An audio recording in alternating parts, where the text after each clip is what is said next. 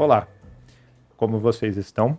Bem-vindos mais uma vez ao podcast com Leandro Castro. Novamente, deixando para vocês todos que quiserem participar, que quiserem perguntar, que quiserem interagir conosco, o QR Code está aqui. Entrem, vejam as nossas mídias, conversem com a gente. Mais uma vez, trazendo pessoas aqui para a gente debater alguns assuntos médicos, alguns assuntos relevantes, principalmente com as pessoas que querem emagrecer, que acho que é o grande foco que nós temos, inclusive, no dia de hoje. Novamente, nós estamos trazendo aqui a doutora Paola. Tudo bem, Paola? Como você está? Tudo já. E a nossa nutricionista, Tamires, para a gente conversar um pouco mais principalmente sobre a nossa nova assessoria de emagrecimento. Nós criamos isso dentro do Instituto, que já era focado na cirurgia bariátrica, e mais do que nunca focando tanto no paciente que não tem que operar, paciente que não quer operar, mas que precisamos perder peso. Acho que a obesidade está virando essa pandemia, é um negócio impressionante. E se a gente não começar a tomar cuidado agora, daqui a pouco vai ter mais e mais pessoas fazendo cirurgia de obesidade ou tratamentos mais radicais para resolver um problema que acho que a gente pode resolver com mais precocidade. Ou mesmo fazer o retratamento, né? São muitos os pacientes que também fizeram cirurgia e poderem voltar a ganhar peso e que nós podemos retratar e assim para frente. Como estamos com isso? Bom, a assessoria em emagrecimento do Instituto Castro veio para trazer um diferencial, como você mesmo mencionou. Os pacientes que não vão operar por motivos variados podem ter essa opção. A gente tem alguns pacientes que acabaram ganhando peso depois de algum tempo de bariátrica, tanto feitas no Instituto quanto fora. A cirurgia, ela tem um resultado excelente, mas depende muito do paciente, né? A gente sempre comenta isso com os colegas, com o próprio paciente. Acima de qualquer tratamento, requer a consciência de quem está se cuidando. Se até hoje você conseguiu chegar num sobrepeso, numa obesidade, não adianta querer ter a mesma conduta para fazer isso mudar. Então, quando o paciente se conscientiza e tem a orientação correta, que é a nossa obrigação, a gente consegue excelentes resultados. E vai em busca do peso ideal associado à vida saudável, né? Eu acho que é o que tem que ser, né? E acho que mais do que tudo, uma das coisas que a gente mais quer é uma mudança do comportamento do paciente, acho que em todos os aspectos dele, né? Claro que a gente começa visando uma mudança do comportamento alimentar, muitas vezes uma associação a uma mudança do comportamento físico, mas se não houver o interesse do paciente em mudar, fica muito difícil da gente lutar contra essa situação. Agora, fala uma coisa para mim. É muito comum pegar o paciente do efeito sanfona, né? Sim. Como é que se enxerga o efeito sanfona? Quando o paciente começa a te contar, eu já fiz dieta, emagreci, voltei a engordar, já fiz dieta, emagreci, voltei a engordar. O que passa na sua cabeça? O que passa na minha cabeça é uma falta de hábito, né? Muitas vezes o paciente, ele tenta fazer a dieta, só que ele não tem aquele hábito de prosseguir na dieta. Ele não teve uma mudança realmente habitual para poder prosseguir e manter o peso. E isso é um ponto que até eu e a Paola, doutora Paola, discutimos muito. E o que a gente quer na assessoria é isso, que ele tenha uma real mudança. Não simplesmente faça uma dieta, porque dieta, doutor Leandro, tem um começo, um meio e um fim. Uma reeducação alimentar é para o resto da vida. Tá, então vamos começar nesse ponto que eu acho que é muito importante. Para vocês, qual é a diferença de dieta e reeducação alimentar na integração? Porque eu acho que é um ponto que Adorei a gente pode discutir daqui até a próxima encarnação. Sim. O que é dieta e em que momento é reeducação alimentar? A gente já comentou algumas vezes, né, esse assunto. Isso que a Tamires comentou com a gente, de ter começo, meio e fim, a dieta, ela sempre traz um propósito e, normalmente, ela traz sacrifícios que você não vai conseguir sustentar ao longo da sua vida. Exatamente. E a reeducação, o reaprender a buscar sabores, a buscar novas alternativas ao que a gente tinha costume, isso tudo a gente dá um nome de reeducação, né? Nada mais é do que ter uma mudança comportamental. E aí a gente muda o comportamento com os alimentos, com o sono, com a atividade física. A gente muda o comportamento com a rotina diária. Então, se você teve um estresse, você age de uma maneira diferente, porque você está mudando todo o seu comportamento na rotina diária. A dieta, ela traz só aquela mudança ao extremo, você consegue coisas que você não vai sustentar.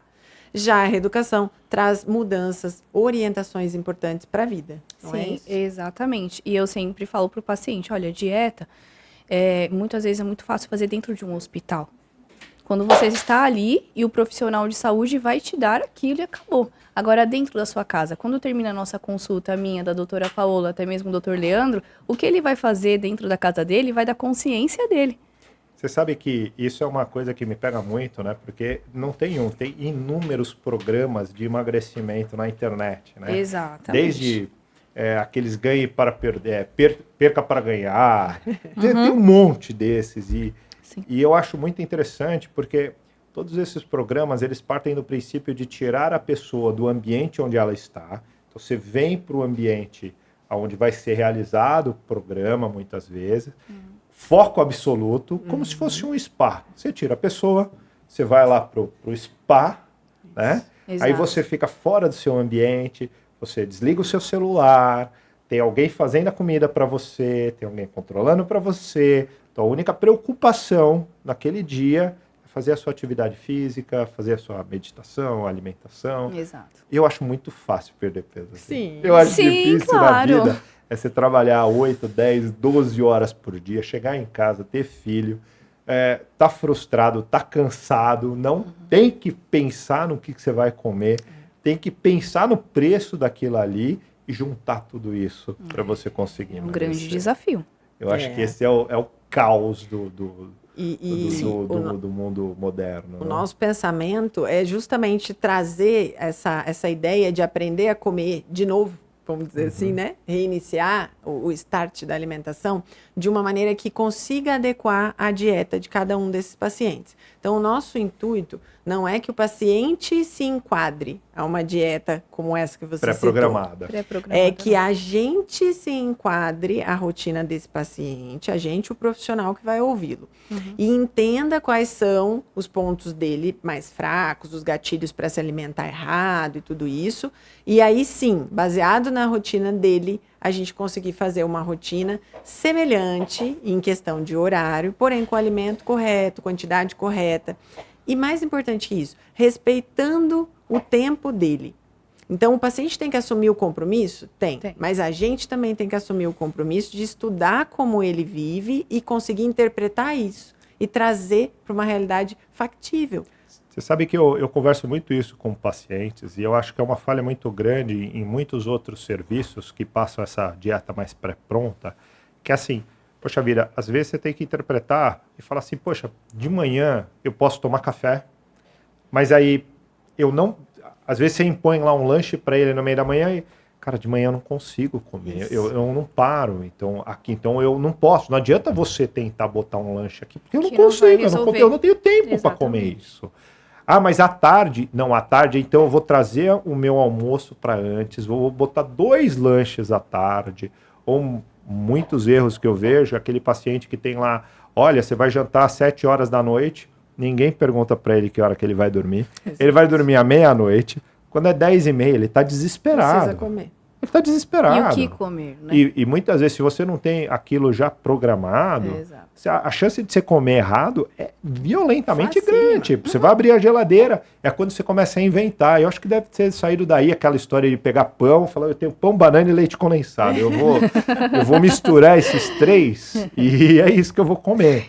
Né? Porque eu não tenho uma programação para isso. Tanto é que, acho que para muitos, o que eu tenho falado é faz 2 jantas. Faz uma janta e janta de novo. Não tem problema. É melhor você jantar de novo proteína, né? do que você comer uma bobagem qualquer.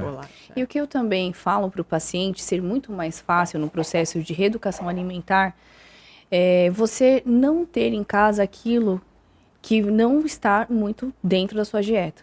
Então, na hora da fome, a gente come qualquer coisa. Então, assim, o que você sempre fala, doutor, programação. Sim. Você está se programando para isso? Então, os profissionais estão aqui para te ajudar.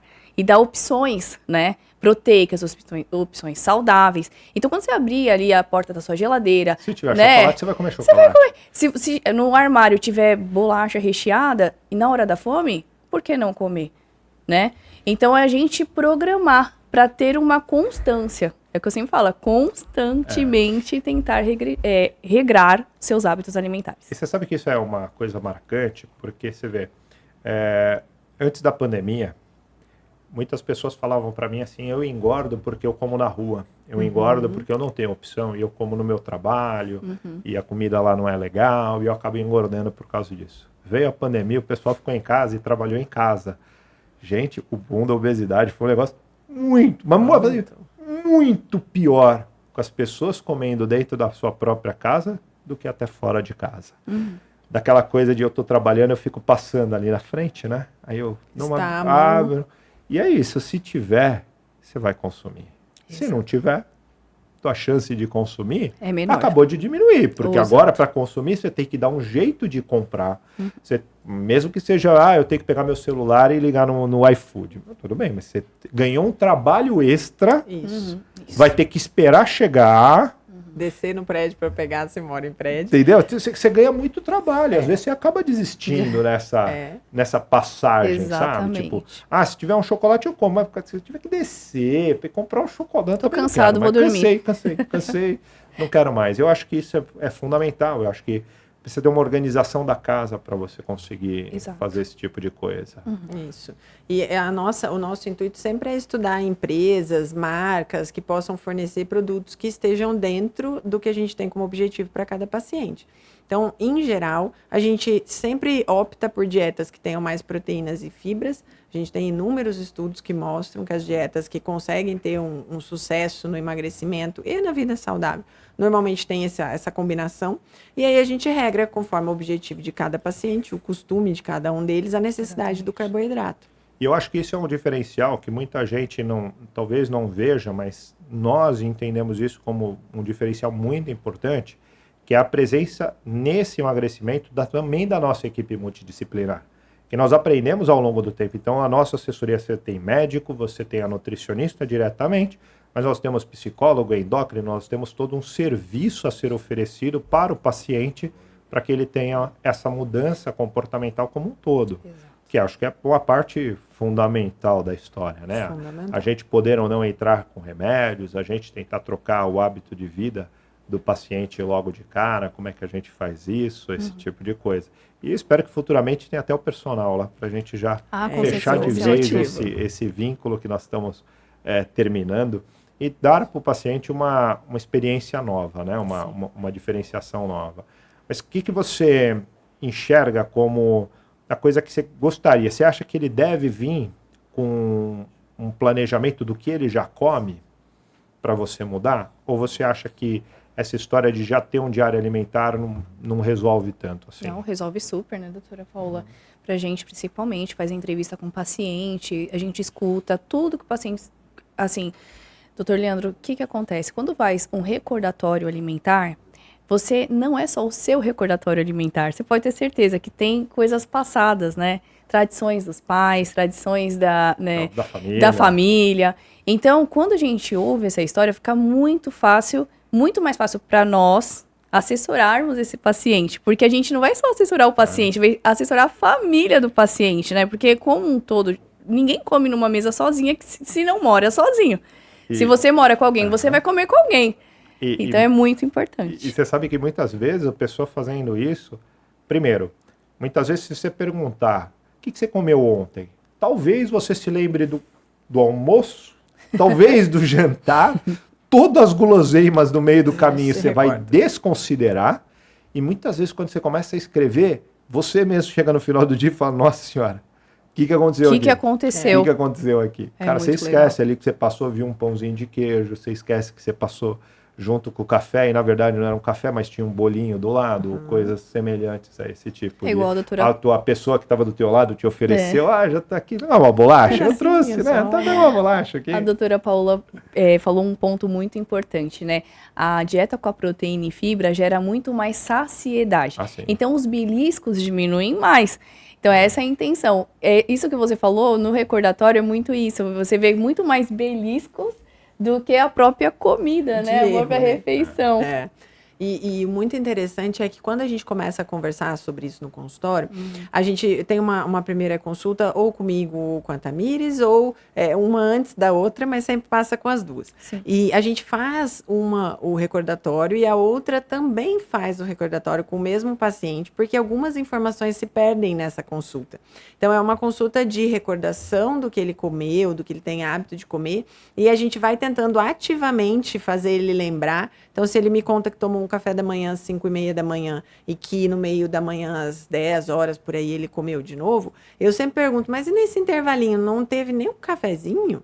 Porque às vezes a pessoa trabalha no escritório, trabalha numa escola, e aí ela tomou café da manhã na casa dela, ela vai lanchar com a galera lá do trabalho às 10 da manhã, e aí nesse meio tempo tem uma térmica lá com café. Você acha que ela não vai lá tomar um golinho se ela gosta de café? Vai. E se é um café com açúcar, contabiliza como caloria? Sim. Sim. E se for o café lá da clínica, se deixar tem um montão de açúcar, ainda bem que tem um com e um sem, porque senão a coisa pega. Então, todos esses pequenos pontos ao longo de um dia todo fazem uma grande diferença, porque a gente está contabilizando um dia inteiro de erros, uma semana inteira de erros, um mês todo e anos de costume, né? Exatamente. E mudar comportamento não é fácil. Não tem nada de hábito, fácil, comportamento é extremamente difícil. Mas por isso que eu acho que as pessoas se perdem, às vezes, porque elas vão tentar, quando vão tentar, fazer dietas muito radicais.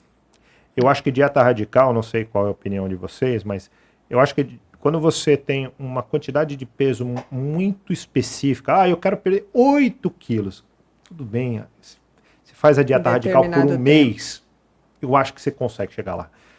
Mas quando você tem mais peso a ser perdido e esse desenvolvimento tem que ser maior, a dieta radical ela é um boom muito grande e um regresso espontaneamente maior nos meses subsequentes. Eu não sei qual que é a visão de vocês disso. Eu concordo também. Né? Sim. Tem muita associação com a privação. E frustração. Né? Mas, por outro lado, nós temos que tratar o paciente em alinhamento de que essa dieta ela vai existir, nós vamos perder peso, não vai ser esse boom, mas pelo menos nós vamos dar consistência. Isso. Porque eu acho que é isso que falta. Quando eu perguntei para vocês do que vocês veem no paciente quando ele conta a história, a famosa história do efeito sanfona, eu vejo uma pessoa altamente esforçada. O problema é que ela faz esforço por um período, seja porque ela atingiu o objetivo, seja porque ela cansou, ela desanima.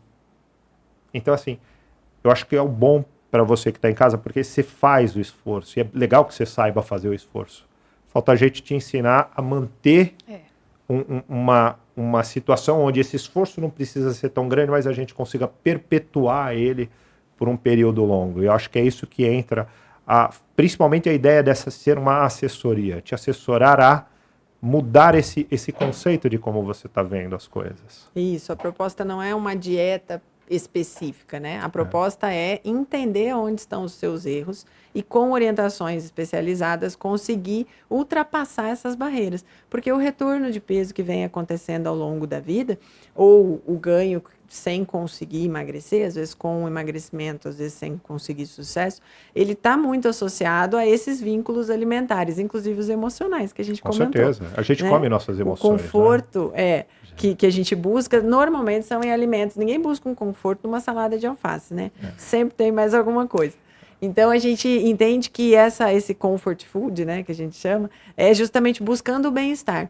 Então, aí entra uma coisa legal da gente comentar, que é a classificação de como a gente vai pôr os fenótipos, os estilos de obesidade ou de sobrepeso, né? Então, a pessoa, ela pode ser uma beliscadora, né? Ela come várias vezes ao dia, acaba acarretando muitas calorias ao longo do dia. Ela pode ser uma pessoa que come poucas vezes ao dia, mas quantidades muito grandes. Ela pode ser uma pessoa que come durante a noite, a madrugada, acorda com fome e acaba indo para a geladeira e fazendo essa bagunça nas opções. Então, todos esses perfis, eles são detectados nessa consulta que a gente faz, observando o estilo alimentar dessa pessoa e devagar, compreendendo isso ali naquela primeira longa consulta, uma consulta grande, uma consulta importante, a gente vai conseguir definir qual é a dieta, o estilo alimentar que a gente vai trazer de informação. É uma informação, é uma orientação. O paciente vai olhar e vai entender que é possível, que dessa vez é diferente, que não tem grandes restrições. Eu acho que é fundamental a gente tentar mostrar para o paciente que existe uma baita diferença entre fome e vontade de comer. E muita gente acha que eu tenho fome o dia inteiro. Na verdade, você tem vontade de comer o dia inteiro. Dia todo, E a vontade de comer, ela sim está extremamente mais ligada ao emocional, extremamente mais ligada à frustração, extremamente mais ligada a uma série de outras coisas. Tanto é que o próprio tratamento, e aí nós podemos até entrar no mérito aqui, o pessoal está tomando Ozempic para tentar ter saciedade, e o problema dele não é fome. Então, gerar saciedade não vai resolver a vida dele de maneira alguma, porque está errado o conceito da onde você está fazendo a história. Perfeito. Quando a gente tem uma detecção de qual é o estilo de obesidade, vamos dizer assim, né? Voltando a falar, fenótipo é uma palavra que a gente usa muito na parte clínica, né? Ele quer dizer como aquela doença aparece. Então, a gente vai ter a obesidade de maneiras diferentes, como são essas que eu comentei. Então, se a gente tem um paciente que come por emoção especificamente, qual é essa emoção? É ansiedade? É tristeza? É estresse de sobrecarga do dia a dia? Então, nós vamos ter opções de suplementos e medicamentos, em alguns casos, que vão acalmar esse sentimento. E se o paciente tem um problema de fato com saciedade, alguns existe o problema, né? Então não conseguem se saciar, estão se alimentando e aquela refeição tem que ser enorme, porque se for menor, ele não tem a sensação de saciedade. E aí os inibidores do apetite ou os controladores da saciedade, entre esses que você citou, são boas opções. Então eu entendo sempre que o primeiro passo é essa anamnese perfeita, bem feita. Perfeito. Porque aí a gente consegue detectar o tipo de paciente para explicar para ele o que está acontecendo com ele. Os pacientes em consultório, a gente sempre explica, né?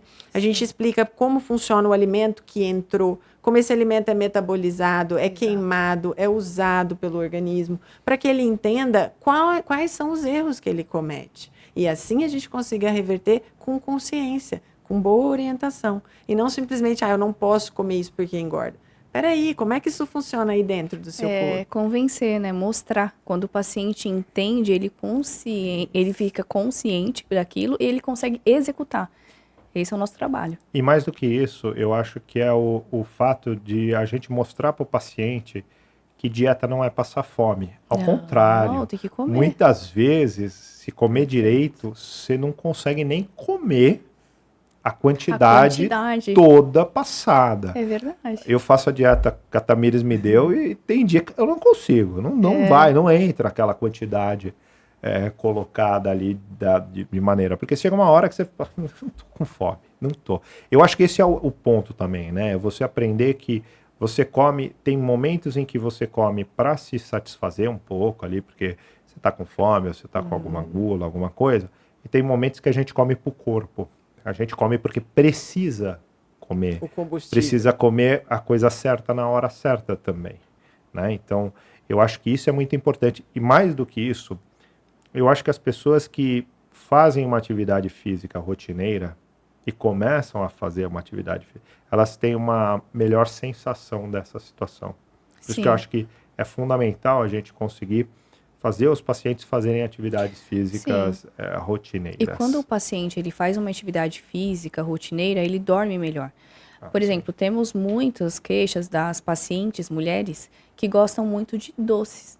Nossa, doutora, o que eu faço para parar de comer doce? Uma das coisas que vai parar você com essa vontade de comer doce é dormir bem. Se você dorme bem, você diminui um pouco essa vontade. Claro que vai ter a rotina da pessoa também, né? Sim. Tem aquilo. Mas se a pessoa dorme bem, ela tem menos chances de ter muita vontade de comer doce. Porque o sono, o atraso do sono, faz você ficar mais ansioso, né? Mais ocioso e você acaba tendo que comer mais. E você vai buscar energia em alguma coisa energética, né? Assim, que dá saciedade rapidamente. Rápido, claro, sem dúvida. Né? Você não vai mastigar uma proteína ali, né? Você não vai ficar querendo mastigar um bife, assim, uma proteína ali, né? É melhor uma barra de chocolate, não é, gente? Opa. Não, se for pensar, vamos pensar. Quando você está estressado, você vai querer isso? Alface. Não, claro que não. O problema nosso também é o nosso vínculo social com a comida, né? Tipo, toda vez que a gente sai para convidar os amigos para ir em casa, para convidar para ir na casa dos outros ou para sair, nós temos muita vinculação com comida, né? Tipo, você não convida ninguém para ir na tua casa e fala, cara, eu planto um alface lá em casa, uma rúcula, que é um negócio... Nossa, eu tenho uma receita de salada de alface com agrião, que é um negócio espetacular, minha salada. Não, acho que não é por aí. E isso é um vínculo difícil de ser quebrado, né? Sim. Tem pacientes que falam que não vão fazer dieta porque saem muito, viajam muito... tem muitos encontros sociais que acabam não permitindo esse tipo de vinculação. E aí a gente consegue, sabendo dessa rotina, entrar numa certa compensação. Então, esse paciente que trabalha numa empresa, por exemplo, tem que participar de eventos, seja jantares, seja almoços, com frequência, ele não vai ter realmente à disposição dele os alimentos que a gente tem na nossa lista de opções saudáveis ou com menos calorias. Porém, ele vai ter a compreensão de qual alimento ele escolhe para aquele momento, então a gente já vai ter aí uma mudança de padrão alimentar, porque ele vai escolher os alimentos que vão trazer mais saciedade, dentre aquelas opções ruins, entre aspas, porque são saborosíssimas. E aí a gente vai entender, começa a pessoa leiga a entender como funciona o metabolismo. E aí a gente entra nessa história do sono, da atividade física, no sentido de que a gente, quando come alimentos à base de proteína e fibra, a gente vai conseguir diminuir a produção de alguns hormônios e aumentar de outros. Estes que diminuem são os da fome, e os que aumentam são os da saciedade e do bem-estar. Aí vem tudo junto, é uma, como a gente brinca, assim, uma bola de neve, né? Boa, benéfica. Então a gente produz hormônios de bem-estar fazendo exercício físico, dormindo bem, comendo esse tipo de alimento à base de proteína e de fibras. Então a gente vai chegando devagarinho, dia após dia, não é de um dia para o outro. Então, o paciente, para sair, para desmamar de uma alimentação muito rica em açúcar e carboidrato, ele leva um tempo para conseguir se sentir bem. Uma semana, 10 dias, 15 dias, depende de cada paciente. Mas sim, a gente consegue se sentir bem, se sentir mais leve, tudo funciona melhor. Intestino, vai chegar um momento que vai estar funcionando melhor. Hábito de ter fome ou não ter fome, sensação de ansiedade com vontade de comer, tudo isso diminui. Mas é um efeito atrás do outro. Não é um milagre. Eu acho que é aquela história de você ir melhorando 1%zinho aqui, 1%zinho ali, 1%zinho. Na hora que você vê, você melhorou 50%, 70%, 100%. Pronto. A gente tem que ir melhorando um pouquinho de cada vez, um lugarzinho de cada vez. Sim. Você tem um resultado global favorável. É como eu sempre falo nas consultas, né? Quando eu estou fazendo a anamnese do paciente. Olha, você não vai colocar 30, 40 anos em 30 dias ou uma semana. Isso é para deixar o paciente mais leve. Porque o imediatismo, infelizmente, faz parte, exatamente. E isso a gente mostra na assessoria de emagrecimento, que é aos poucos, é uma construção. Então, assim como você viveu hábitos ruins, né? 30 anos, 40 anos da sua vida, não vai ser agora, 30 dias, que vai dar tudo certo. Mas, com certeza, você terá um resultado. Porque não tem como. Se você começa a tirar os industrializados do excesso dos industrializados, né? Os embutidos em excesso. Você já está tirando soja. Você já está tirando soja. Tira o refrigerante, né, da rotina, que também tem um inchaço. A gente sabe que no final do dia, aquela pessoa que começa com um peso e termina com outro, a dieta não está legal. Tem essa também. Então, é o que a gente estava comentando sobre a balança. Nem sempre o paciente sobe na balança, né, doutora Paola? O paciente vai ficar assim, nossa, mas cadê meu peso? Mas quando faz uma bioimpedância, que vê que aquela gordura foi diminuída e a proteína dela que ajudou ali no músculo, ela vai ficar muito feliz, ela vai ficar motivada. Então, nem sempre é a balança que vai, né, vai dar um norte ali, né, doutora? E a nossa assessoria, a gente faz questão de fazer a pesagem com a balança de bioimpedância. A gente tem uma balança excelente no Instituto, né, de última geração, que vai trazer para nós dado sólido. Isso. Então, a gente consegue mostrar. Não é um peso que de manhã é um peso e de tarde é outro. Com essa balança, a gente consegue mostrar em números. É muito mais fácil a gente compreender os assuntos em números, né? Com certeza. Então, a gente consegue demonstrar através dos números o quanto essa pessoa teve de benefício. Apesar de ela, às vezes, se vincular ao peso da balança, porque é uma coisa tradicional, né? Passou na farmácia, se pesa. comprou a balança em casa, de manhã vai tomar banho, se pesa. Então, é uma rotina mesmo da gente. E aí, quando a gente cuida do peso, né? E aí, quando a gente mostra que o resultado é muito diferente, não é só aquele peso a mais ou a menos, claro, a orientação é tudo, né? A informação é tudo. Então, o paciente fica muito alegre, é muito gostoso. Eu já te contei a minha teoria da balança? Não, Do que a balança mede? Não. Eu acho que eu já falei aqui no podcast, mas se eu não falei, eu vou falar de novo. O que a balança mede? O peso do corpo todo. Você sabe que para mim ela não mede o peso. Tá. Você sobe na balança e você vê um resultado. Ok. Então, para mim, o que ela mede é seus hábitos de vida. Ela mede o que você levou para cima dela. Perfeito. Então, ela mede o que você comeu, se você fez ou não uma atividade física. Por isso que muitas pessoas que falam assim, eu fujo da balança. Falam assim, você foge da balança porque você sabe que você está fazendo errado. E você sabe que o resultado é errado. É lógico que é errado. Você está fazendo errado. Sim. Então, eu acho que as pessoas precisam, inclusive, quando a gente fala do peso da balança, parar de se vincular ao peso. Se vincular ao que você está levando para cima. Porque se você começar a levar bons hábitos para cima da balança, a resultante vai chegar onde você quer. Ela vai estar boa, porque você agora tem bons hábitos. Eu como direito, eu faço a minha atividade física, eu durmo direito, eu tenho um hábito emocional mais controlado. Ela não se preocupa com o peso. Ele vai estar lá porque você vai ser saudável, logo você vai ter um peso saudável. E peso saudável não é excesso de peso, é saudável. Excelente. É dentro do padrão que você tem que ter. Então acho que é um vínculo que a gente precisa ter na balança, mas também entender que não é o peso que subiu. Foi você que passou a semana inteira fazendo coisa errada, sabe? Tá na hora de se acordar e começar a fazer direito. Isso. Perfeito, perfeito. E Amei. esse acordar é o que a gente busca na assessoria, porque a gente não quer determinar o que ele vai comer 90 dias. A nossa assessoria inicialmente tem um prazo de 90 dias, a gente tem alguns modelos de possibilidades de assessoria conforme a pessoa deseja, tem indicação e tudo, mas o que é mais importante? A ideia é que eu e a Tamires, a gente trabalha incansavelmente, dia e noite, nos comunicando em busca de tipos de alimentos que possam ser substitutos dos costumes que as pessoas têm. Então, o biscoitinho que ele come à tarde, de repente, com um chá, pode ser substituído por algo que seja melhor, que funcione melhor o metabolismo dele? Pode. A gente estuda os alimentos e vai disponibilizando para os pacientes as opções. Então, um paciente que tem um costume, por exemplo, de fazer um lanchinho da tarde com um biscoito doce e um café com leite, a gente não precisa tirar isso dele. A gente tem que adaptar.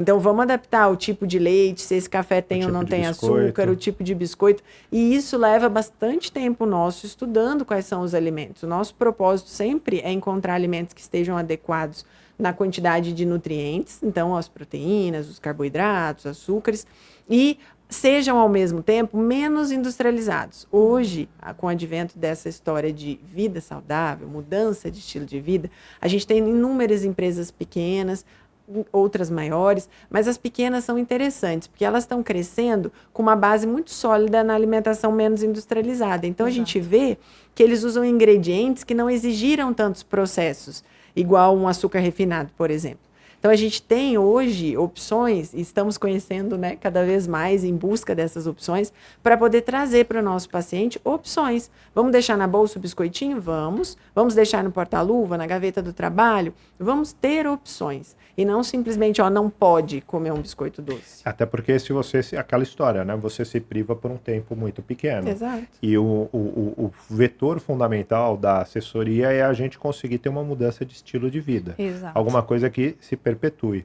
Na própria cirurgia bariátrica, eu falo para o paciente, isso aqui não é uma corrida para perder peso, isso aqui é uma maratona para manter o peso. É isso que tem que ter na tua cabeça.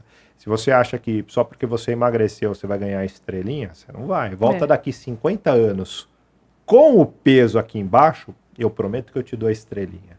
Mas se você achar que é só para emagrecer e ganhar estrelinha, você está um pouco errado sobre como é o nosso tratamento, qual é a nossa visão de como melhorar a vida do paciente. Perfeito. Essa é a ideia que fica no Instituto Castro, né? Eu tenho a impressão que vocês trabalham com essa ideia há anos, desde quando começaram a fazer cirurgia bariátrica e trabalhar com obesidade. E a gente veio para somar essa ideia, que a nossa cabeça é a mesma. E o intuito de você apoiar um paciente diretamente, semanalmente, como a gente faz na assessoria, é para que ele consiga compreender todo esse processo durante os 90 dias e depois ele consiga manter. Então, a gente não tem o objetivo da maioria das dietas comuns, que é perca tantos quilos em tanto tempo. Porque o paciente sai da dieta e acabou. Ele volta a ganhar, ou ele não sabe mais o que comer, porque não está assessorado diretamente. A gente vai ensinar durante esse período o que ele tem que fazer, por que ele tem que fazer. E aí sim, ele consegue sustentar esse efeito longo prazo, caso ele queira, caso ele tenha interesse em manter o estilo de vida, né, que aprendeu. Você vê, nós estávamos vindo e discutindo sobre tecnologias, né? E eu tenho uma visão também bastante marcante que nós vamos ter que mudar a nossa relação com o paciente. Né? Por exemplo, sem dúvida nenhuma, uma parte do processo que a gente faz vai ser feito por inteligência artificial, tipo diagnóstico, uma série de coisas. O que eu acho que está extremamente distante de acontecer é a nossa relação com o paciente, é a manutenção da parte humana da história. E eu acho que é isso que envolve a assessoria. Você pode contar, você pega qualquer aplicativo aí, faz uma dieta para você, ou conta calorias para você, ou faz qualquer coisa do gênero. Mas tratar paciente não é uma coisa fácil. Pensar no paciente, tentar fazer com que ele esteja melhor. Isso não é uma coisa que máquina vai fazer. Isso não é uma coisa que um aplicativo vai fazer. Nós temos como objetivo fundamental tratar pacientes, melhorar a vida das pessoas. E eu acho que a gente tenta melhorar em todos os aspectos, né? Todos os pensamentos do que a gente pode ter como melhora de vida. Exato. Vamos trazer o bem-estar geral. Então, né? tá bom. Então agora vamos para a polêmica, porque eu já cansei desse papo. Agora não vamos para a polêmica. tranquilo Jejum esse intermitente. papo. Fazemos? Olha E se o cara chegar lá e falar, quero fazer jejum intermitente. Vamos lá. Moda, né? É Tá moda, E é aí? moda, tá na mídia. Vocês gostam, não gostam? Como é que você vê jejum intermitente? Olha, eu curto. Eu já vou dar a minha opinião. Eu acho horroroso. Horroroso. Eu gosto do jejum intermitente para algum momento, né? Para algum paciente. Eu acho que ele leva a pessoa a ter um pouco mais de disciplina em questão alimentar. Eu acho que o paciente tem um benefício não a longo prazo. Não acho isso legal a longo prazo. Tanto porque o jejum tem que saber entrar, tem que saber sair. Tem que ter uma disciplina para fazer jejum. Então, eu particularmente gosto. Faço em alguns pacientes, sim, não todos. Inclusive, eu faço jejum intermitente algumas vezes. Meio forçado às vezes, mas eu sei entrar e sei sair, tá, pessoal? Em atendimento, por exemplo, passo da hora do almoço. Mas assim, eu falo da minha vida porque é uma coisa comum, a gente não é robô.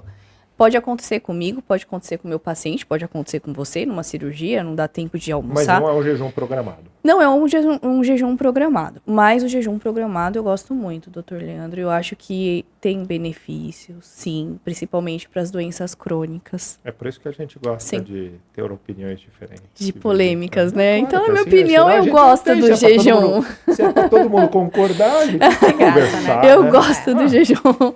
Não E aí? Eu gosto muito. Você Gosto gosta? muito do jejum. Também tenho experiência pessoal e tenho experiência com os pacientes. Primeiro ponto, voltando ao comentário inicial dessa conversa, se o paciente sentou na anamnese e contou para mim que ele não gosta de comer pela manhã, a gente tem vários casos de pessoas que não gostam de comer pela manhã. Não consegue comer de manhã. E aí esse assunto tem que ser escutado, né? Ele não pode entrar num ouvido e sair pelo outro do profissional. O profissional que está peneirando essa conversa, ele tem a responsabilidade de filtrar esse tipo de assunto. Então, essa informação é primordial para passar para o trabalho da Tamires, que é estipular a dieta desse paciente. Então, digamos que é um paciente que pare de comer 10 horas da noite, vá dormir meia-noite, pela manhã ele não gosta de comer, não tem fome. Essa refeição da manhã, ela não precisa ser feita obrigatoriamente. Esse paciente pode emendar o sono dele, que estava sem comer, de preferência, um sono completinho, sem acordar para atacar a geladeira. E aí ele vai seguir o café da manhã, por exemplo, não tomou o café da manhã. A gente estipula o que ele deve tomar de líquido. O jejum intermitente é um processo que o metabolismo do corpo vai mudar um pouco e a queima da energia que está armazenada em forma de gordura pode vir a acontecer, dependendo das horas de jejum e dependendo do que o paciente está fazendo nesse período. Então, você ficar em jejum absoluto até de água vai te trazer consequências ruins, trágicas até para os rins. Mas a gente, se fizer um jejum programado, aproveitar o sono da noite, em média, hoje a gente tem de dado científico que de 16 horas para mais, a gente tem um jejum benéfico. E a gente, inclusive, consegue, além da manutenção de peso, em alguns pacientes que já gostam de não comer em alguns momentos do dia, a gente consegue, inclusive, causar uma programação celular em algumas células de dentro do nosso corpo, que este jejum pode levar à morte de células que poderiam dar um defeitinho no futuro. Vamos pensar assim, nossas células se multiplicam o tempo inteiro e a gente pode ter uma multiplicação errada, que a gente chama de mutação. Essa mutação, inúmeras vezes, ela pode ser evitada através do jejum intermitente, porque essa mudança de padrão de metabolismo faz o paciente melhorar. E aí entramos com diversas polêmicas a respeito desse assunto, no sentido de estética. Então, se eu tenho células que iam me trazer maior envelhecimento, mais rápido envelhecimento, por dentro ou por fora? Fora visível, esteticamente, por dentro nos órgãos. Eu faço um jejum programado, com um retorno de jejum com uma assistência especializada, como da nossa Nutri, eu consigo fazer esse benefício também. Então, não é só para perder peso, é para ajudar com futuras doenças ou doenças atuais. Para quem não sabe, acho que além da doutora Paola, a doutora Tatiana estava com a gente aqui a semana passada, nós conversamos bastante sobre jejum intermitente. Ela estava explicando para parte do cérebro como funcionam as proteínas anômalas acumuladas ao longo da situação. Eu vou falar para vocês, eu não gosto. Eu não gosto porque a sensação que eu tenho é que você não consegue manter. Você vai fazer por um período e vai passar. E eu gosto de dietas ou de reeducação alimentar que fica. Então, quando eu olho para jejum intermitente, eu não consigo enxergar uma pessoa que fale, nossa, eu vou me manter assim por um período longo de tempo. Por isso que eu fico olhando, eu não gosto. Ainda não assim, se convenceu. Não. Ainda assim, eu acho que existe uma grande diferença entre o que é o jejum intermitente noturno, sim, então trazer uma janta para umas 7, 8 horas e não tomar café e almoçar. Exato. E aí você tem um período noturno. Mas muitas pessoas acabam, por causa de trabalho, achando que o período de jejum é diurno. Eu tomo café da manhã, fico sem comer nada, fico altamente ativo, trabalho, e vou tentar ir jantar 8 horas da noite. E eu acho isso terrível, eu acho mais terrível do que o por isso tem que ser um jejum programado. Principalmente, eu gosto muito de atividade física, e eu acho o jejum intermitente terrível para a atividade física, no sentido de que ela te propõe, na minha visão, uma eficiência menor da atividade física, se esse jejum tiver muito prolongado, dependendo do horário que você for fazer essa atividade física. A gente precisa de bastante adequação. E essa parte de fazer o jejum, ela precisa ser feita, como a gente comentou, programado. E aí nós entramos. O jejum eficiente é o jejum que aproveita a noite, se a pessoa dorme à noite. É o jejum que aproveita o dia, se a pessoa dorme de dia. Então, o jejum eficiente é o jejum que aproveita o sono. Então, a gente vai levar sempre horas de sono. Um jejum que você faz durante o dia, se você toma café da manhã às 8 da manhã e come às 8 da noite, por exemplo, não belisca nada, só come essas 2 refeições do dia. Você alcançou 12 horas de jejum. Você ainda não conseguiu entrar na programação celular. Então, você não está trazendo o benefício. E você retornar desse jejum cansado, chegando em casa, do trabalho, trânsito, tudo isso, você dificilmente vai conseguir comer quantidade e alimento correto. Então, bem elaborado, para uma pessoa que já não toma café da manhã, não é um sacrifício. E a gente pode ter um benefício programando o retorno desse jejum. Mas tem que ter uma coisa muito mais programada. E não é diário. Né? É uma elaboração que a gente faz para a pessoa fazer 2 vezes na semana, por exemplo. Então, a gente vai fazer um jejum menor, caso ela tenha costume de não se alimentar pela manhã, ocupando o sono da noite. Então, eu vou ter um jejum de 14 horas, às vezes 15 ou 16, dependendo da rotina dessa pessoa. Por isso, a rotina dela, acima de tudo, é a mais importante. Quando a pessoa tem uma dieta que às vezes ela come, às vezes ela não come no período da manhã, a gente não vai obrigar ela a fazer o jejum todos os dias. A gente vai pôr um jejum na segunda ou terça-feira, na quinta ou sexta-feira. Então, a gente vai organizar 2 dias na semana, por exemplo. Aí dá para levar um jejum a longo prazo, porque aí não é uma dieta extremista e a pessoa já não tem hábito de comer no café da manhã. Agora, você que tem costume de café da manhã, como é que nós vamos tirar o seu café da manhã? Olha, eu até tiraria o café da manhã. Você sabe que eu não tomava café da manhã. Eu não tomava. Minha primeira refeição era para as 10 horas da manhã, coisa do tipo, assim. O meu hábito até então era tomar água, acordava, acabava tomando um pouco d'água e ir embora. Por pressa, por querer dormir 5 minutos a mais. Era um momento em que eu fazia mais atividades físicas à noite, não pela manhã, a hora que eu acordava. Eu fui começar a ter uma regulação de café da manhã depois que eu comecei a fazer dieta. De regular, falar, não, tô acordando e tal. E eu acho que é muito de hábito. Você começa a ter o hábito, você começa a sentir falta. Eu acho que nós temos um relógio biológico muito bem marcado. Então, assim, se você começa a comer de 4 em 4 horas, teu corpo vai lembrar você que está chegando o horário de você comer. Então, eu acabei começando a comer por causa disso. Na época que eu era criança, né, eu era adolescente, meus pais me faziam levantar mais cedo para tomar café da manhã antes de ir para a escola. Depois, quando eu fui para a faculdade, para a vida adulta, que era minha obrigação fazer o café da manhã, aí esquece, ignora essa parte aí que 5 minutos de sono a mais é mais importante do que café da manhã. E assim fui levando. E depois disso tive que me regrar para colocar. Hoje eu concordo, hoje eu não sei, talvez acordar e não comer. Mas... Essa refeição das 10 da manhã costumava ser o quê? A primeira porcaria que eu encontrasse, né? Claramente. Não tinha uma... Ele era o seu café da manhã, né? Era um café da manhã às 10 horas da manhã. E o lado ruim é que ele não era programado. Então, se tinha pão, era pão. Na maioria das vezes, o que as pessoas às vezes deixam de ver é que carboidrato, principalmente pão, de uma maneira geral, ele é bom, gostoso e barato. Perfeito. E ele é fácil de armazenar. Você tem em qualquer lugar. É muito fácil comer pão. Sim. Entendeu? Então, carboidrato ruim, carboidrato doce, está muito fácil na nossa sociedade. Ele é super tranquilo de você carregar. Ele é gostoso. Prazer imediato. Prazeroso. Energia ele tem uma série de coisas. Depois de um tempo que você para de comer isso e começa a comer outras coisas, você começa a entender realmente como é que isso aqui não é bom. Isso, sabe assim, não tem necessidade. Não é não ter necessidade, que é o que eu falo para muito paciente, não é não ter necessidade, tipo, nunca mais vou. Não. Pode comer pão uma vez por semana. Sim, que aí a padaria num sábado, num domingo com a família, fica à vontade. Agora, todo dia isso. E uma recorrência diversas vezes ao dia, né? Você pode estabelecer um horário para você comer o seu pão, não sempre.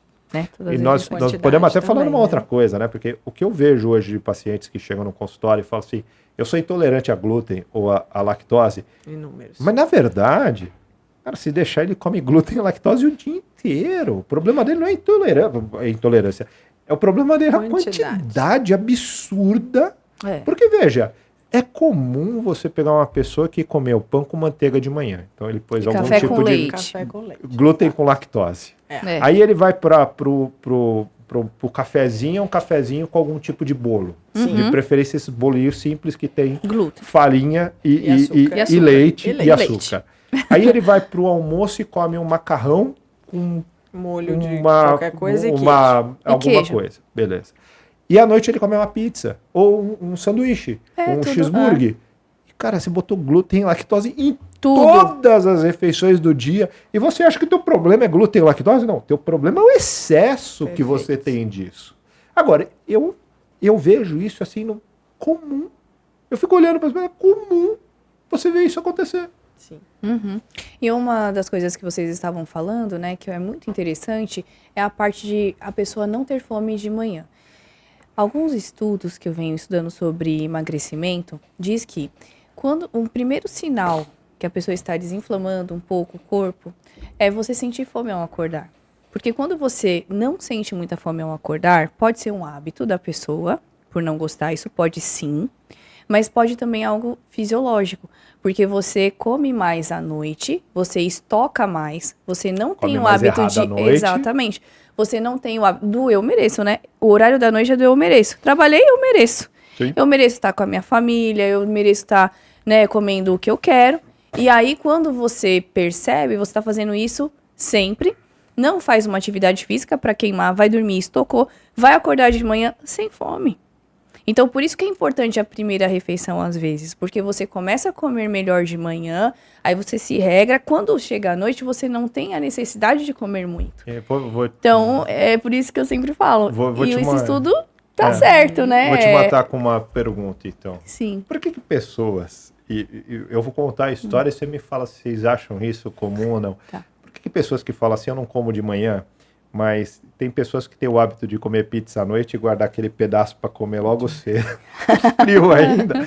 Aí ele come. Porque gosta. Aí ele come. Porque gosta. Porque gosta. É, exatamente, é hábito, é hábito. É um hábito. Porque gosta, então, assim, é uma coisa prazerosa. Vai lembrar aquele momento do eu mereço, talvez, porque eu tinha Nossa, já uma guardei paciente... esse aqui pra a amanhã gente, né, cedo. tem uma paciente que ela gostava de comer pizza à noite, no sábado à noite, e pizza de manhã. E ela falou pra mim, pra doutora Paula, nossa, é incrível que eu não precisei mais fazer isso. Pra ela foi libertador. E pra gente, assim, é uma coisa simples, mas pra paciente foi libertador e pra gente também porque é isso que a gente quer. É a gente conseguir fazer o paciente ter a consciência do que ele tá fazendo, tá errado, sempre, e se libertar daquilo. Olha que legal, né? Então, eu já respondi. Tá vendo? O problema foi... O Dr. Leandro, o problema é o hábito, né? É o que eu gosto, né? Uhum. As escolhas do tipo de alimento, eles vão entendendo com a gente, orientando quais são os tipos que são mais interessantes, justamente para dar menos fome, menos vontade de comer, inclusive menos ansiedade, né? Tem inúmeros alimentos que aumentam o índice de ansiedade. Então, a gente vai trazendo esse conhecimento e o paciente que está comprometido, que quer aprender, que quer mudar, ele vai levando para o dia a dia. E cada semana, conforme vai conversando com a Tamires, ele vai contando novas descobertas e novas sensações de bem-estar não dependentes daquele alimento cheio de açúcar ou carboidrato. Isso é muito gratificante. Você vai mudando né? o paladar, né? Vai. Porque, assim, o nosso paladar é muito ruim, assim, no sentido de que ele vai rapidamente pro ruim e ele demora para regredir no que é bom. É aquela coisa de você tentar tirar açúcar, demora muito tempo para você conseguir tirar açúcar, tirar sal, mas para recuperar rapidinho. Cara, você pega uma pessoa que ficou sem tomar refrigerante por uns 20, 30 dias, a hora que ele põe refrigerante na boca, ele fala, cara, isso aqui é melado, não tem nada a ver. Mas também 3 dias depois, tomando refrigerante todo dia, ele já voltou com o vício. É uma mudança. É impressionante como isso acontece rápido. A gente tem muita coisa hoje em dia trabalhando para compreender esse vício mesmo, né? Do açúcar, vamos focar aqui no açúcar. A gente teve um estudo recente agora, final do ano passado para esse ano, que comparou o vício do açúcar ao vício da nicotina do tabaco. E aí a gente teve uma média entre os pacientes que usavam os dois produtos de vício químico mesmo, com abstinência para o açúcar igual à média da nicotina. Então, só para ter uma noção o quanto a gente trabalha, estuda para compreender o que acontece quimicamente dentro do nosso organismo quando a gente tem a presença do açúcar. Ele traz um vício semelhante, comparável ao vício do cigarro. A gente sabe o quanto é difícil uma pessoa que fuma conseguir deixar de fumar. Parar. Imagina a pessoa que come o açúcar para deixar de comer. Então, por isso essa importância das trocas e de ser devagar. Você vê uma pessoa que parou de fumar e engordar, porque ele tirou um para botar um outro tão potente como modo prazer. de substituição de prazer. de vício, né?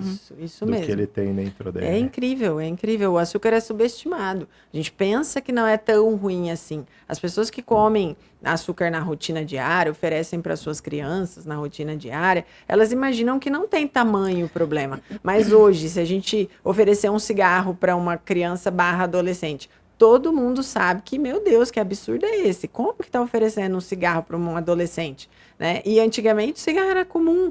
As crianças pegavam as bitucas dos pais, tinha o cigarrinho de chocolate, você lembra? Lembro. Que era da minha época. Então, Cigarrete. Aí o pessoal brincava Chocolate ruim que estava ainda. fumando, era bonito, Cheio de né? gordura. Então, assim, existia um estímulo para você fumar, porque era bonito, porque era social, porque tinha status. Hoje, depois de inúmeros estudos, a gente sabe o quanto faz mal. Sim. O açúcar, ele está mais ou menos nesse caminho. Não param de ter estudos que abominam o uso do açúcar. É claro que ele tem o seu funcionamento ali na medida correta, da maneira correta, né? A gente tem açúcares, por exemplo, menos industrializados, o demerara, Mascavo. né, o mascavo, que são açúcares que passaram por menos processos, né? O mel, né? Isso. Que são açúcares que, para as pessoas que não estão buscando controle de peso, em doses pequenas, tá tudo bem. Então, mais uma polêmica. Açúcar ou adoçante? Grande polêmica. Grande E polêmica, aí? né, doutora Paula? Açúcar ou adoçante? Qual é o objetivo? O objetivo. Então, qual é o objetivo? Você pode perguntar. Eu acho essa pergunta, eu acho o ponto fundamental para um tratamento dar certo e um ponto fundamental para ouvir histórias e mais histórias de pacientes de por que deram errado. Qual é o seu objetivo? Porque assim, dieta tem objetivo. O que você está fazendo quando você está isso? E isso, inclusive, interfere em muito do que a gente ouve na internet. Quando alguém chega e fala assim, Coca Zero é melhor do que suco de laranja. Sim, se a gente pensar em valor calórico. Se a gente pensar em valor nutricional, você tem...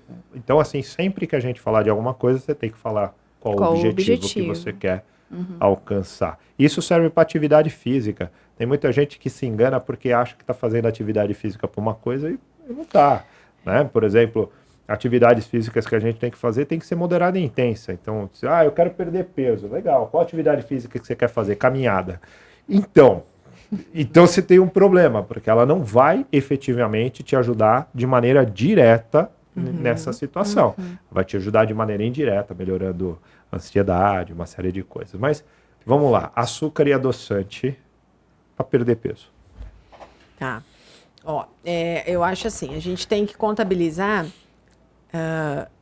por mais que seja cansativo contabilizar calorias, ela precisa ser contabilizada. A gente sabe que o corpo queima, gasta uma energia ao longo do dia, e aí a gente tem que basear aí é um trabalho nosso, dos profissionais, né, que trabalham com emagrecimento, contabilizar uma alimentação ao longo desse dia que chegue nessa taxa que você gasta. E aí o intuito sempre é comer um pouco menos do que gasta para perder peso. A continha simples, básica de sempre. Então, o açúcar, ele vai contar nessa continha, ele vai ser um número que vai complicar a nossa situação, porque em pequenas quantidades ele consegue conter muitas calorias. E aí você ultrapassa o limite que o seu corpo está gastando. E com isso a gente não consegue perder peso. Então, a minha dica é, o que dá para comer sem açúcar e sem adoçante, comer. Então, vamos testar. Se tem costume de tomar um chazinho no final do dia, de noite, de camomila, por exemplo. Vamos testar o chá sem açúcar inicialmente? Tá, não deu certo. Então, vamos testar com uma pitada de adoçante. Vamos escolher alguns adoçantes. Nós temos inúmeros adoçantes hoje no mercado e a gente tem alguns que são menos ruins que outros. E aí, a gente orienta isso na nossa assessoria. A gente deixa 4 escolhas, mais ou menos, para o nosso paciente tentar adaptar o paladar dele. Tem uns que tem gosto mais amargo, outros que tem gosto um pouco mais mentolado. Tem alguns que adoçam menos e não deixam sabores estranhos no alimento, que funcionam melhor com quente, que funcionam melhor com frio. Então, esse conhecimento, esse estudo em volta de todos os jeitos, as maneiras de adoçar um alimento sem agregar caloria, é o que a gente faz diariamente para buscar essa alternativa para o nosso paciente. O fato é que o açúcar tem caloria e a caloria engorda. E dizer que existe o açúcar intrínseco e o extrínseco. O intrínseco é o das frutas, dos alimentos naturais, né? Por exemplo, uma beterraba tem um açúcar intrínseco, que é dela. Né? Uma manga tem um açúcar que é dela, que é da fruta. Diga-se de passagem, né? Por então, isso que manga é bem docinha, de alto índice glicêmico. Né? Daí, tem que dar uma cuidado com exatamente, ela. A banana nanica, né, e tudo mais. Só que o extrínseco é aquele que você adiciona. É o que a doutora Paola está explicando, assim, vamos tentar modular o paladar? Vamos ver até que ponto que você consegue? Então, deixar essa margem para você administrar. Assim, eu preciso tomar chá com açúcar? Não. Eu posso tomar chá com adoçante? Até posso, mas qual que é o melhor? Sem. E se for para uma vida saudável, você muda a sua opinião entre açúcar e adoçante? Mudo. Mudo. Né? Se o paciente não tem o objetivo de perder peso, Entendi. eu sou a favor do consumo, de novo, sempre sem o açúcar, se possível, mas quando há necessidade do açúcar, colocar a menor quantidade possível para que o seu paladar se adapte. Isso a gente consegue fazer devagarinho. Então, uma pessoa, por exemplo, deixar de tomar o café com açúcar para um café sem açúcar, isso é uma coisa que está sempre na mídia, né?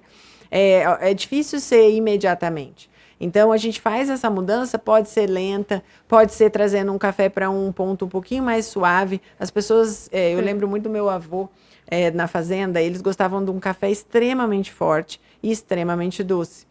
Então, a intensidade desse preparo desse café, ela está relacionada diretamente à necessidade do açúcar. Até porque ele ficava muito amargo, por ser forte. Por ser muito forte. E aí você balanceia ele botando a doce. O açúcar, E a qualidade do produto também. Sim. Hoje a gente entende que existem cafés que você tem acesso no supermercado, claro que tudo tem seu custo um pouco mais aumentado. Carinho, né? Mas existe por exemplo, no fim de semana, você provar um café diferente na sua casa. Então, durante a semana eu vou tomar na padaria, vou tomar no meu trabalho. Mas no fim de semana eu vou comprar um café diferente que eu vou provar só no fim de semana. Então, é uma opção de conhecer paladares diferentes. E aí você faz o café dessas variedades inúmeras que tem desses gourmets, prepara do jeitinho que pede na caixinha, cada um tem uma pedida de preparo, e você vai ver que o café tem um sabor adocicado natural, é da fruta, é do café. Só que o café que a gente consome, que é um café feito com tudo misturado, moído junto com folha, com... extremamente torrado, para dar aquela... a torra muito intensa para dar uma disfarçada nesses sabores estranhos que estão lá junto com a moída do café. Isso traz um café muito diferente do café original. Meu avô tinha uma fazenda de café quando eu era criança. Moía na hora o café. Eu não tomava café, era criança não consumia café. Mas os adultos comentavam a diferença. E hoje, estudando os sabores, os alimentos e as opções de consumo, eu experimento na minha casa. E é muito diferente. Marcas comuns, Três Corações, marcas comuns de café. Tem o café gourmet. E se você preparar do jeitinho que está lá, você vai ver que é muito diferente. E assim, o adoçante, o que acontece? Tem que ter um uso moderado. Porque não adianta você pegar e esguichar o adoçante dentro do seu café, ou dentro do seu chá, ou dentro de um suco. Não dá. Então, tem que ter um limite de gotas, né? De 10 a 20? De 3, né? Então, assim, no máximo... Leia o rótulo, tá? Leia o rótulo. Mas, assim, doutor Leandro, isso é verdade. As pessoas, às vezes, não têm essa... E isso pode gerar um pré-diabetes futuro, tá? Não é porque você está utilizando adoçante que você não pode, mais pra frente, ter aí uma HB alta, né? Uma glicose alta. E, às vezes, as pessoas acham que tá abafando, tomando adoçante. Quantas pessoas acima do peso você conhece que usam adoçante? Todas. Um monte. Toma Coca Zero, né? E eu tô com Coca Zero. Eu comi o lanche do McDonald's, a batata frita, mas a Coca foi zero. Tá tudo tranquilo. E aí eu posso, inclusive, como eu tomei Coca Zero, tomar um sorvetinho, né? Porque, afinal de contas, já tomei a Coca Zero, então eu posso pôr um sorvetinho. Pois Tá então, tudo absolutamente o adoçante não é um achado milagroso e nós vamos ter diversos efeitos colaterais, né, deles. Alguns dão gases, outros dificultam um pouco a digestão. A dose é completamente dependente para a gente ter um bom resultado ou não. Então, e os melhores não são muito palatáveis, né? Tipo, por exemplo, o stevia, o talmatina. Às vezes as pessoas acham... O stevia, principalmente, né? No café é amargo. Então... o café da família da oleaginosa também, gente, gordura com açúcar dá uma bomba calórica, não tem como. Ou você vai tomar o café sem açúcar para ser realmente trazer energia para você e tal, da maneira correta, ou você não está tomando algo saudável. Açúcar ou mel? Mel.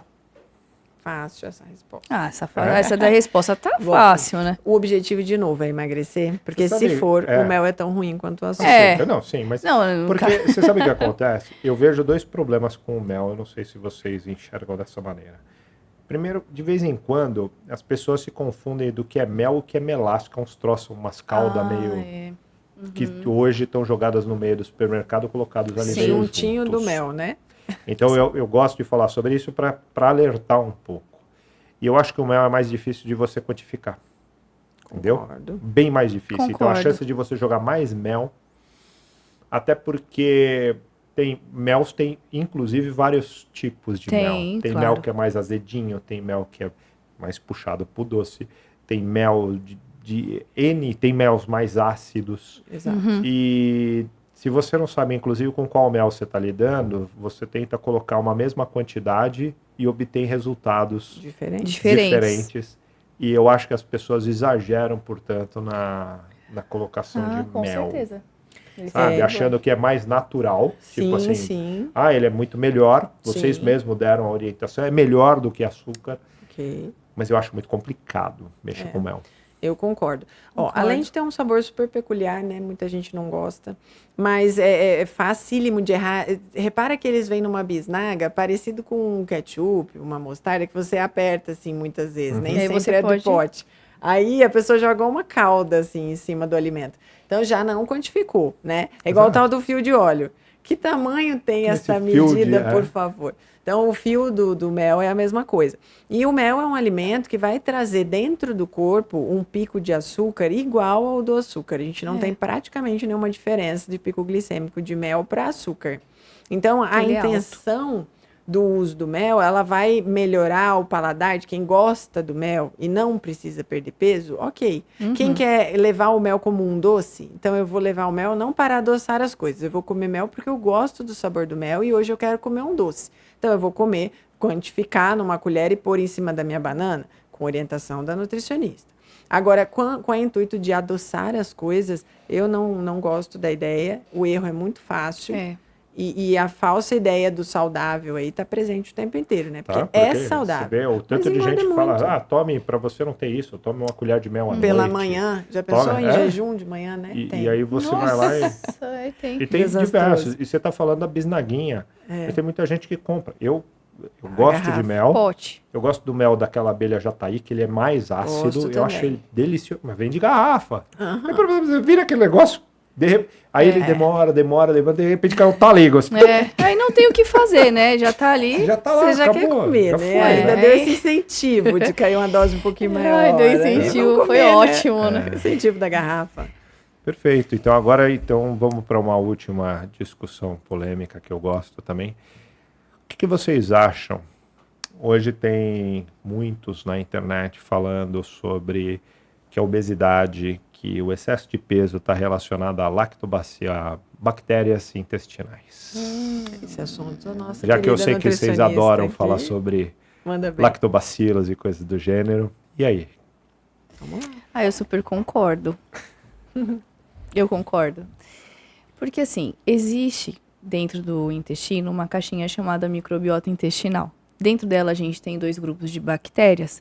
E essas bactérias, assim, se a gente for parar para pensar, leva-se de 1,5 kg a 2 no nosso corpo. Eu falo até para o paciente, você sabe que tem um estudo, eu vi um estudo até mais radical, que fala que 10% do nosso peso corporal são bactérias. Então, chega de 1,5 kg a 2. Todo. E aí você tem dentro do intestino... É muitas bactérias. E aí tem aquilo, né?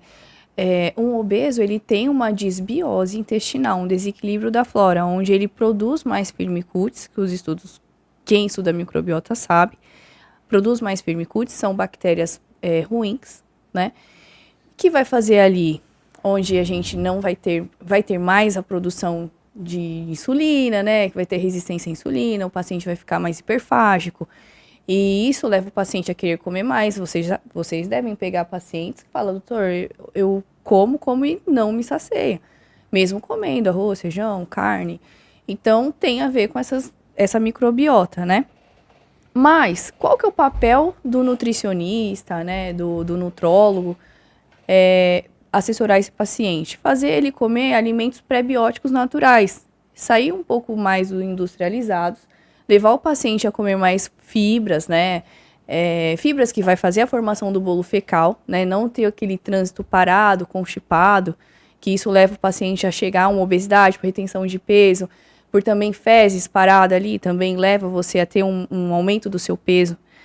Então, nesse sentido, eu acredito muito que se você equilibra a flora intestinal do paciente, ele tem muito mais chances de vencer a obesidade, né? Mas é claro que a gente tem que ter um olhar individual para cada pessoa. Mas eu acredito muito que a microbiota tem a ver, sim, com a obesidade. E olha que interessante. Já existem inúmeros estudos que falam que a flora intestinal, ou seja, as bactérias do bem que moram lá dentro do nosso intestino, ela é bem diferente. Uma coisa, dependendo de como você nasceu, parto normal ou cesariana, dependendo de como você se alimentou ao longo da sua vida e a sua dieta atual, se você tem ou não tem sobrepeso ou obesidade. Então, é uma via de mão dupla. Se você tem a obesidade, você come alimentos que fazem proliferar bactérias que vão te trazer um efeito compensatório ruim. Então, aquela presença dos alimentos que fazem engordar em geral, em excesso normalmente, vão trazer essas bactérias. E o contrário é verdadeiro. Presença de alimentos do bem vão trazer bactérias do bem e ajudar o metabolismo a funcionar melhor, facilitando a perda de peso. Hoje em dia existe até transplante fecal. Então já foi retirado fezes de um paciente obeso, um paciente eutrófico, magro, e colocado num paciente obeso e observado ao longo dos primeiros 3 meses para ver como é que ele evoluía. E a gente consegue ver que esse transplante de microbiota através de fezes pode contribuir com a mudança do tipo de flora que vive nesse paciente, mas ele precisa fazer a dieta correta, orientada por nutricionista, para que essa flora se mantenha. Porque a gente tem uma flora natural dependendo de diversos fatores. E aí, se a gente mudar a flora obrigatoriamente, porque colocou lá dentro uma flora diferente, mas não mudar os fatores que geraram a flora antiga, a gente vai voltar a flora antiga. Exatamente. Então, a gente estuda muito, incansavelmente isso. É um assunto muito interessante. Eu até brinco, doutor Leandro, com os pacientes. Às vezes eu falo, olha, você pode decidir qual bactéria você quer alimentar. Firmicutes ou Bacteroidetes.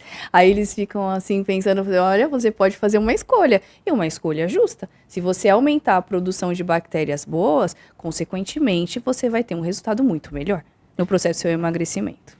Então, para todo mundo que está em casa e não sabe, nossa assessoria faz parte também de tratar o seu intestino. Com tratar toda as certeza. Bactérias que estão lá dentro. E com toda certeza está apoiado nos maiores estudos e em tudo que a gente tem, para trazer maior benefício para os pacientes. Sem dúvida.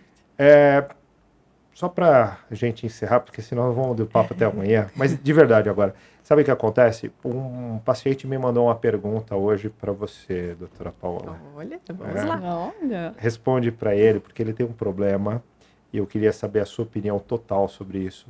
Ele tem um problema chamado estômago alto. Uau! O que você enxerga como estômago alto? Se eu vier aqui e não tiver uma perguntinha assim, não tá valendo. Não vale, né? Já estava achando estranho. Tava bom. Tá. Bom, vamos lá. O tal do estômago alto é um fator, uma queixa muito comum, Muito inclusive, comum, né, no nosso inclusive, consultório. Ó, a gente tem que dar atenção, como eu sempre falo, a leitura da informação é muito importante. O paciente pode estar se queixando de um estômago alto que ele está vendo, ele consegue tocar, sentir o estômago mais alto do que o que ele tem costume. Se ele ganhou peso, obviamente que a gente vai fazer uma ligação com ganho de gordura abdominal, desde a parte de cima do abdômen até embaixo. Então, e depende de onde se acumula essa gordura, né? Por isso, exato. E biotipo, né? E sedentarismo, profissão, mais sentado, mais de pé, né? Vai ajudar nesse acúmulo de gordura. Mas o paciente pode, de fato, ter um peso idêntico, sem ter engordado nada, e começar a ter a sensação de que o estômago está ficando mais alto, está ficando mais inchado, está estranho, mesmo sem sentir dor, ele consegue observar nas roupas, ao se sentar, o botão da calça às vezes incomoda. Ao longo do dia, né? Você vai chegando começa mais murcho e tá... Isso. Então, tudo isso precisa ser avaliado. Voltamos a bater no martelo da boa anamnese. Fazendo isso e detectando que não é mesmo um ganho de peso desse paciente, a gente precisa investigar. Então, o estômago alto pode ter fundamento, por exemplo, nessas bactérias que a gente acabou de comentar. Então, se a gente tem uma disbiose, uma flora gastrointestinal que está em descompensação, ela pode estar fazendo muito produção de gás, com a famosa fermentação, e trazendo a sensação do estômago alto e até a visualização do estômago alto, né? Eu tenho pacientes que fotografam. Início do dia, a barriguinha murchinha, final do dia, uma barriga que lembra a gestação. Tem normalmente pessoas que têm o intestino mais lento, mais preguiçosinho, isso aí. Esse tipo de coisa. E aí entra no link com o que a gente acabou de mencionar, das bactérias do intestino. Então, a busca é necessária. Se você tem estômago estômago alto, por favor, consulte seu gastroenterologista, converse, entenda por que isso está acontecendo. Às vezes precisa de um tratamento para alguma doença gástrica, às vezes só alimentar e compensação de flora. E muitas vezes perder peso, tem as diástases de reto abdominal, que às vezes fica ali marcantes. Hérnias dessa região. Perfeito. Perfeito. Muito obrigado pela presença de vocês. Doutora Paola, algum último recado? O recado, pessoal, é venham conhecer a nossa assessoria. A gente está lá para estudar muito e trazer para vocês as melhores informações mais completas e mais atualizadas. Fico esperando todos. Doutora Tamires. Igualmente, é um prazer estar fazendo parte dessa equipe de assessoria tão séria e que vai levar muita saúde a muitas pessoas. E eu estou aqui para ajudar vocês. E isso, para quem está em casa assistindo, não é só para a gente, lógico, acabar focando em que muitas pessoas querem perder algum peso, seja 1, 2 quilos, seja 20 quilos, seja 30 quilos, mas nós também estamos lá para melhorar o teu hábito de vida. Nós também estamos lá para reeducar, muitas vezes, a casa. Talvez a gente ainda não atenda diretamente crianças nesse primeiro momento, mas muitos dos problemas da obesidade infantil são causados pelos hábitos dos pais. O corrigir, de repente, o seu hábito é corrigir o hábito do teu filho, é melhorar a vida do teu filho. Então, vá atrás, procure. Nós estamos lá para te ajudar. Vamos mudar os hábitos. Eu acho que o ponto mais importante é mudar os hábitos, porque mudando os hábitos, nós mudamos o que nós levamos para cima da balança e vamos chegar no resultado que a gente quer. A todos, muito obrigado.